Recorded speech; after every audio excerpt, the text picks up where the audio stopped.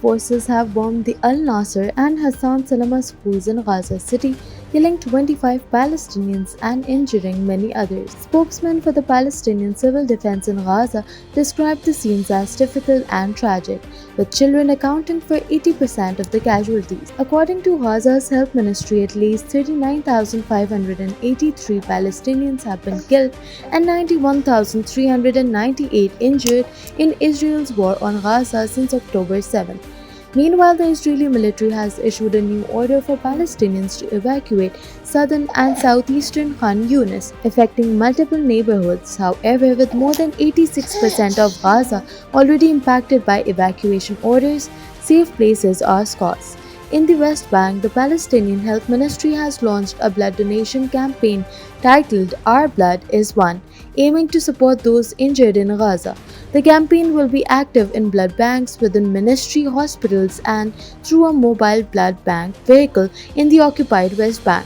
The Qassam brigades announced on Telegram that it targeted Gan Yemen and Ashdod in retaliation for the attacks on Palestinians and resistance leaders. Earlier, the Israeli army reported detecting 5 rocket launches from southern Gaza, with one rocket falling near Ashkelon without causing casualties. In Yemen, the Houthi group claimed to have downed a US MQ-9 drone over Sada province. This marks the first such claim since Israel's airstrike on the port of Hodeidah. Lastly, Israel's Prime Minister Benjamin Netanyahu has asserted that Israeli forces would not leave the Philadelphia corridor and the Rafah border crossing.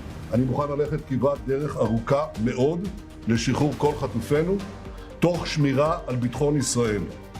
A major fire broke out at an electricity conversion station in the southern Lebanese town of Taiba following an Israeli drone strike, according to Lebanon's national news agency. The state electricity company confirmed the incident. In another incident, an Israeli drone targeted a motorcycle in Rubel Palatine, Lebanon. The drone missed its target, resulting in no injuries. The Israeli military has increased its attacks in southern Lebanon, including drone strikes on cars and motorcycles aimed at Hezbollah members and infrastructure. Meanwhile, Hezbollah claimed responsibility for shelling Israel's Birkat Risha military outpost and launching a rocket attack on another Israeli military site near the Manara kibbutz. The results of these attacks are unclear, and there has been no immediate response from the Israeli army. Cross-border attacks between Israel and Hezbollah have become a daily occurrence since the war in Gaza began. In Iran, Parliament Speaker Mohammad Bagher Ghalibaf called for a deterrent response and revenge for the assassination of Hamas political chief Ismail Haniyeh.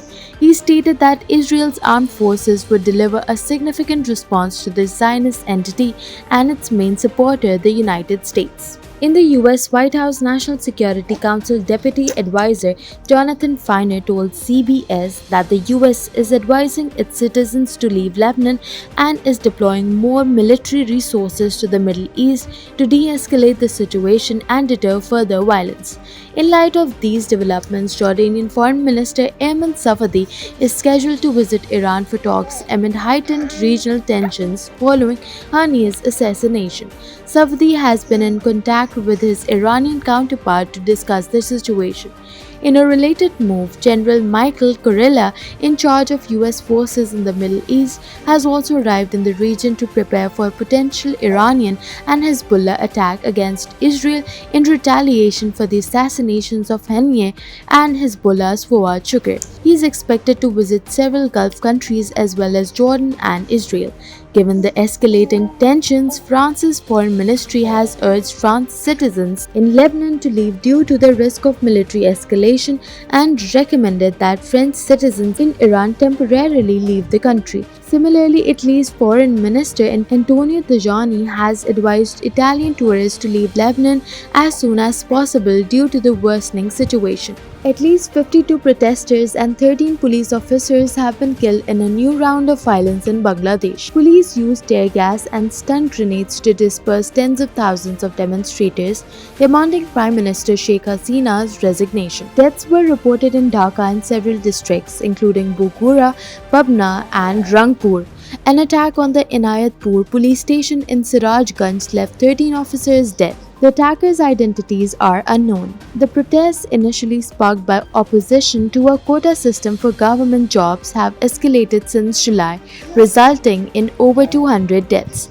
Hasina has labeled the protesters as criminals, not students, and called for strict measures against them. Authorities have blocked internet access and imposed a shoot-on-sight curfew. At least 11,000 people have been arrested in recent weeks. Clashes between protesters and security forces have been reported in multiple districts. A nationwide march to Dhaka protest is planned for Monday. The government has declared a holiday from Monday to Wednesday, closed courts indefinitely, and shut down schools and universities.